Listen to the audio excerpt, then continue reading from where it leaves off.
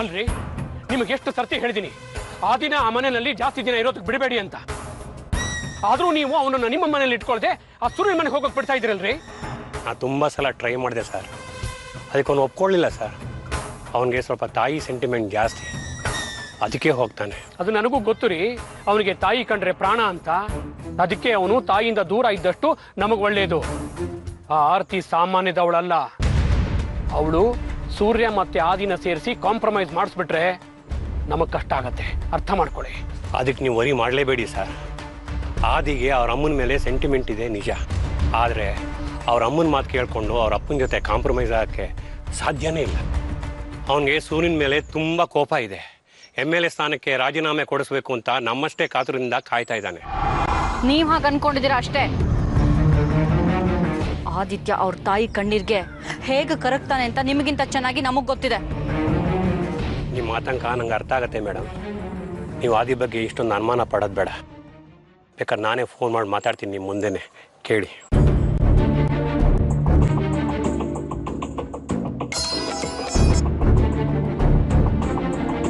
Hello, ಹೇಳಿ sir. ಎಲ್ಲಿದೆಯಾ Aditya? ಇಲ್ಲೇ ಹೊರಗಿದ್ದೆ. ಏನು ವಿಷಯ ಸರ್? ಏನಿಲ್ಲ, ಸುಮ್ಮನೆ ಫೋನ್ ಮಾಡಿದೆ, ಮನೇಲಿದೆಯೇನೋ ಅಂತ. ಏನು ಮನೇಲಿರೋದ? ಆ ಕೊಂಪಲ್ಲಿ ಯಾವನಿರ್ತಾನೆ ಸರ್? ಅಲ್ಲಿದ್ರೆ ಆ ಸೂರ್ಯನ ಮುಖ ನೋಡ್ತಾನೆ ಇರ್ಬೇಕಾಗತ್ತೆ. ಮುಖ ನೋಡಿದ್ರೆ ಗೊತ್ತೋಗುತ್ತೆ. ಅಲ್ಲಪ್ಪ, ಸೂರ್ಯ ರಾಜಕೀಯದಲ್ಲಿ ನಿಮ್ಗೆ ವಿರೋಧಿ ಇರ್ಬೋದು, ಆದರೆ ಅವರು ನಿಮ್ಮ ಅಪ್ಪ ಅಲ್ವಾ? ಯಾರೋ ಆ ಸೂರ್ಯನ? ಅವರು ನಮ್ಮ ಅಪ್ಪ ಆಗಕ್ಕೆ ಚಾನ್ಸೇ ಇಲ್ಲ.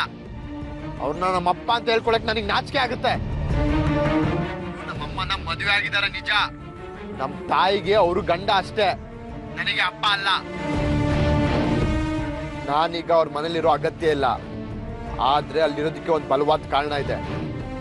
ಹೇಗಾದ್ರೂ ಮಾಡಿ ನಮ್ಮಮ್ಮನ್ನ ಅವರಿಂದ ದೂರ ಮಾಡಿ ನಮ್ಮಮ್ಮನ ನನ್ನ ಜೊತೆ ಕರ್ಕೊಂಡು ಹೋಗ್ಬೇಕು. ಹಾಗೆ ಅಲ್ಲೇ ಇತ್ಕೊಂಡು ಅವ್ರಿಗೆ ಬುದ್ಧಿನೂ ಕಲಿಸ್ಬೇಕು. ಅದೇ ನನ್ನ ಉದ್ದೇಶ.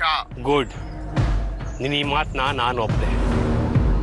ನೀನು ಎಷ್ಟು ಬೇಗ ಸೂರ್ಯ ರಾಜೀನಾಮೆ ಕೊಡೋ ಹಾಗೆ ಮಾಡ್ತೀಯೋ ಅಷ್ಟು ಬೇಗ ನೀನು MLA ಆಗ್ತೀಯ. Keep it up. ನಾನು ಮತ್ತೆ ನಿಂಗೆ ಫೋನ್ ಮಾಡ್ತೀನಿ. Okay sir, bye. ಬಾಯ್. ಏನು ಸರ್, ನನ್ನ ಮಾತಿನ ಮೇಲೆ ಇವಾಗಾರು ನಂಬಿಕೆ ಬಂತಾ? ಎಸ್, ಈಗ ಒಪ್ಪಿದೆ ನಿಮ್ಮನ್ನ. ಇನ್ನು ಆ ಸೂರ್ಯ ಸತ್ತಾಗೇನೆ.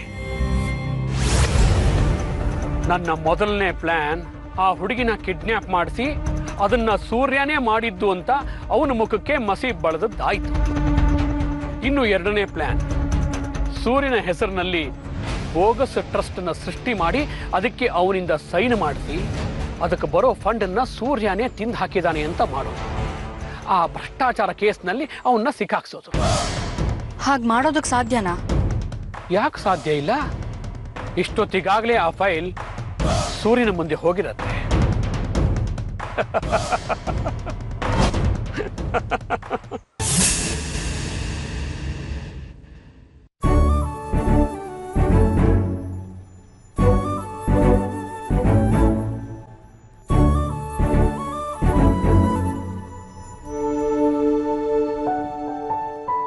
ಅನನ್ಯ, ಏನು ಹುಡುಕ್ತಾ ಇರೋ ಹಾಗಿದೆ?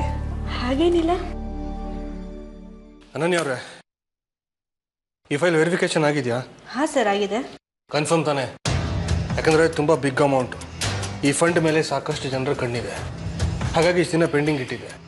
ನೀವು ಅಪಾಯಿಂಟ್ ಮಾಡಿರೋ ವೆರಿಫಿಕೇಷನ್ ಡಿಪಾರ್ಟ್ಮೆಂಟಿಂದನೇ ಬಂದಿದೆ ಅಂದಮೇಲೆ ಸೈನ್ ಮಾಡ್ಬೋದಲ್ಲ ಸರ್? ಓಕೆ, ಸರಿ.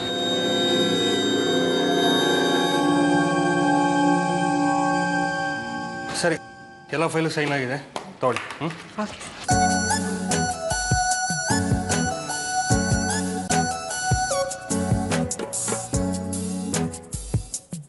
ಅನನ್ಯ, ಎಲ್ಲ ಫೈಲ್ ತಗೊಂಡ್ರಾ? ಇದು? ಓ ಸಾರಿ ಮೇಡಮ್, ಥ್ಯಾಂಕ್ ಯು.